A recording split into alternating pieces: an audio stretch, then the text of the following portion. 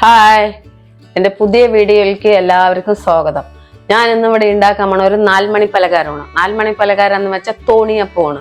തോണിയപ്പം പറഞ്ഞാൽ എനിക്ക് ഭയങ്കര സന്തോഷം വരികയാണ്. എന്താണെന്ന് വെച്ചിട്ടുണ്ടെങ്കിൽ എളുപ്പത്തിൽ ഉണ്ടാക്കാൻ പറ്റിയതാണ്. വീട്ടിൽ ഒരു വിരുന്നുകാർ വന്നാലും വേഗം ഉണ്ടാക്കാൻ പറ്റിയ ഒരു പലഹാരമാണ് 4 മണി പലഹാരം. ഞാനപ്പോൾ അതിലേക്ക് എന്തൊക്കെയാണ് വേണ്ട സാധനങ്ങൾ എന്ന് കാണിച്ചു തന്നാലോ. ആദ്യം വേണ്ടത് നമുക്ക് പച്ചരി വറുത്ത് പൊടിച്ചതാണ്, ഏലക്കായ്പൊടി, പിന്നെ അരിപ്പൊടിന്റെ തരി, തേങ്ങക്കൊത്ത്, വെല്ലം പാവ് കാച്ചിയത്, ഈർക്കല, പട്ടയുടെ ഇല, ഇത്രയും വെച്ചിട്ടാണ് ഞാനിത് ചെയ്യാൻ പോണത്. നമുക്ക് ഫസ്റ്റ് വേണ്ടത് ഇനി മാവ് കുഴക്കലാണ്. ഫസ്റ്റ് വേണ്ടത് നമുക്കൊരു പാത്രം എടുത്തു കഴിഞ്ഞാൽ നമുക്ക് ഇതിലിപ്പോ 1/2 കിലോ മാവുണ്ട്, അതായത് വറുത്ത പൊടി. ഏലക്കായ് പൊടി ഇട്ട് കൊടുക്കുക, ഒരു പിഞ്ച്, അതായത് പഞ്ചസാര ഇട്ട് പൊടിച്ചതാണ് ഏലക്കായ്. അരി വറുത്ത് പൊടിച്ചതിന്റെ തരിയാണ്, ഒരു 3 സ്പൂൺ ഇട്ട് കൊടുക്കുക. തേങ്ങക്കൊത്ത് പറയുമ്പോൾ ഇതിലിപ്പോ ഞാൻ ഒരു മൂടി എടുത്തിട്ടുണ്ട്. നെയ്യില് നല്ല പോലെ വറുത്തെടുത്തതാണ്, നോക്കിക്കോളൂ. ഇപ്പൊ ഞാൻ 1/2 കിലോ വെല്ലം എടുത്തിട്ട് പാവ് കാച്ചിട്ടുണ്ട്. മധുരം അനുസരിച്ച് നോക്കിയിട്ട് നമുക്ക് ഒഴിച്ചു കൊടുക്കാം.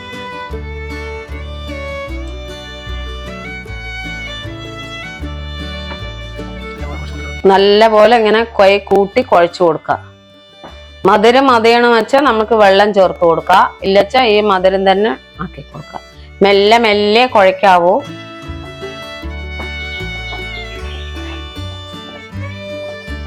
കുറച്ചും കൂടെ മധുരം വേണം തോന്നണോ. മധുരം വീട്ടിൽ എങ്ങനെയാണ് അനുസരിച്ചിട്ടാണ് ഒഴിക്കേണ്ടത്. എനിക്കപ്പോ ഇതിൽ ഇത്തിരി മധുരം കൂടി വേണമെന്ന് തോന്നി ഇടുന്നുണ്ട്. വീട്ടിലേക്ക് മധുരം ആൾക്കാർക്ക് എങ്ങനെയാണെന്ന് വെച്ചാൽ. ഇനി നമുക്ക് കുറച്ച് വെള്ളം ഒഴിച്ചു കൊടുക്കാം, കുറച്ച്. അതായത് ഈ ഇത് കുഴയ്ക്കുമ്പോൾ നമ്മൾക്ക് ഉണ്ടയായി പരുവത്തിൽ വരണം, അതിനനുസരിച്ചിട്ട് വെള്ളം ഒഴിച്ച് കുഴക്കാം. വെള്ളം കൂടാതെ ശ്രദ്ധിക്കണം. നമ്മൾ എപ്പോഴും ഇത്തിരി ഒഴിച്ചു കൊടുത്തിട്ട് വേണം ഇത് കുഴച്ചെടുക്കണമെങ്കിൽ. എന്താണെന്ന് വെച്ചാൽ നമ്മൾക്ക് ഇത് ആവിയിൽ കയറ്റേണ്ടതാണല്ലോ, വെള്ളമാകാൻ പറ്റില്ലല്ലോ. അതിനാണ് വളരെ ശ്രദ്ധിച്ചിട്ട് വേണം ഇത് ചെയ്യണമെങ്കിൽ. നല്ല പോലെ ഒന്ന് ഇളക്കി കുഴച്ചിട്ട് കാണും.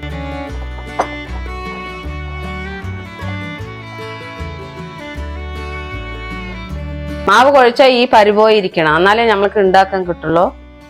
നോക്കോളൂ, ഈ പരുവായിരിക്കണം കുഴച്ചത്. നമ്മൾക്ക് ഇനി തോണികളൊക്കെ ഉണ്ടാക്കി വെക്കാം. എന്നിട്ട് തോണിയിലാണ് ഉണ്ടാക്കുന്നത്. നോക്കിക്കോളും ഞാൻ അതെങ്ങനെ ഉണ്ടാക്കുന്നത്. ഫസ്റ്റ് നമുക്കിപ്പോ ഇത് മാറ്റി വെക്കാം. മാവ് കുഴച്ചോ മാറ്റി വെക്കാം. നമുക്ക് എന്നിട്ട് എന്ത് ചെയ്യാം, ഈ ഇല എടുത്തു, നോക്കിക്കോളൂ. ഇങ്ങനെ ഈ 2 സൈഡും കട്ട് ചെയ്യുക.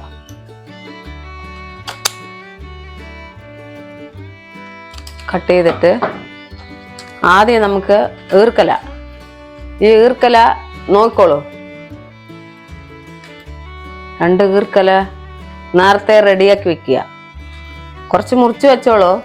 എന്നിട്ട് ഇങ്ങനെ ആക്കുക. എന്നിട്ട് ഇത് നോക്കിക്കോളൂ, ഇങ്ങനെ കുത്തുക.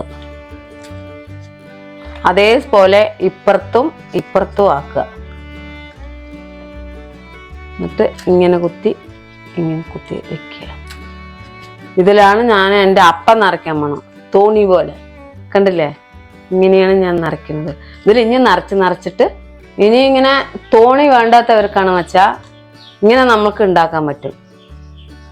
കുമ്പിള് ഇതിങ്ങനെ ആക്കിയിട്ട് ഇതിൻ്റെ ഉള്ളിൽ മാവ് നിറച്ചിട്ട് ഇത് കുറച്ചിങ്ങനെ കൂട്ടി കൊടുക്കണം. എന്നിട്ട് എന്ത് ചെയ്യണം വെച്ചാൽ ഇങ്ങനെ ഒന്ന് കുത്തി കൊടുക്കുക. ഇങ്ങനെയായ നമ്മൾ ഐസ്ക്രീം കഴിക്കണ പോലെ കുമ്പിളായി. അപ്പൊ ഇത് ഉണ്ടാക്കിയത് വെച്ചാൽ കുട്ടികൾക്കൊക്കെ ഇഷ്ടമായിരിക്കും, നമ്മൾക്കും കുഴപ്പമൊന്നുമില്ല. എന്നാൽ പറയുക ഒരു വ്യത്യാസം. എല്ലാവരും ഇങ്ങനെ തന്നെ ഉണ്ടാക്കുക, പക്ഷെ ഞാനൊന്ന് ഇങ്ങനെ ഉണ്ടാക്കി നോക്കണം. അപ്പൊ നമ്മൾക്ക് ഇതെല്ലാം അങ്ങനെ ഉണ്ടാക്കിയിട്ട് കാണിച്ചു തരണം.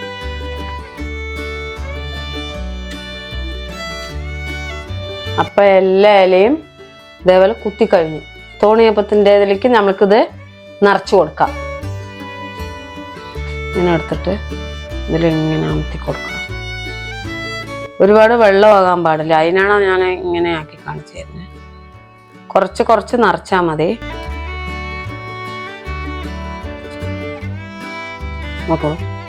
ഫുള്ള് വേണമെങ്കിലും നിറയ്ക്കാം.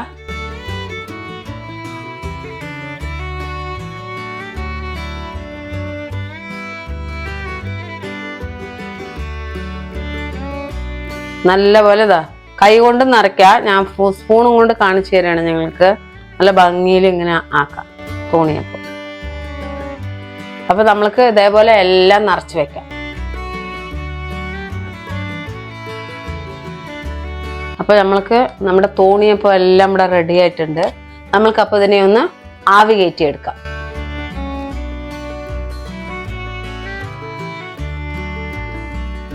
അപ്പൊ നമ്മൾക്ക് ഇഡ്ഡലി പാത്രം വെച്ച് ഒന്ന് ആവി കയറ്റിയെടുക്കാം.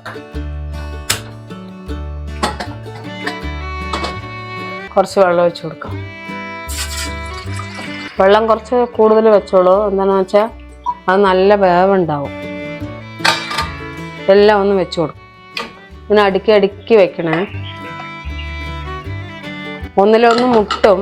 അപ്പോൾ ഒന്നിലൊന്ന് മുട്ടുമ്പോൾ നമ്മളൊന്നിങ്ങനെ പിടിച്ചിട്ട് വേണം വെച്ചു കൊടുക്കണം.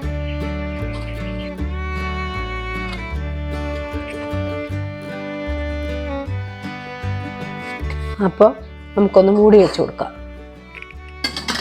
അപ്പോൾ ഒന്ന് നല്ലപോലെ വേവട്ടെ. എന്നിട്ട് നമുക്ക് നോക്കാം. അപ്പോൾ നമുക്കിതൊന്ന് വെന്താ നോക്കാം. വെന്തിട്ടില്ല, നല്ലപോലെ വെന്തിട്ടുണ്ട്. അപ്പോൾ നമുക്കിതൊക്കെ ഒന്ന് എടുക്കാം. തോണി പോലെ തന്നെ എടുക്കണമെങ്കിൽ ഇങ്ങനെ ഇനിയിപ്പോൾ കൈ കൊണ്ട് തന്നെ എടുക്കാൻ പറ്റും. നോക്കിക്കോളും.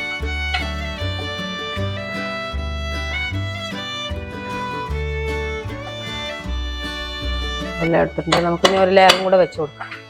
വെള്ളം ഒന്ന് നോക്കട്ടെ. വെള്ളം കുഴപ്പമില്ല. നമുക്കിതും കൂടെ ഒന്ന് വെച്ച് കൊടുക്കാം.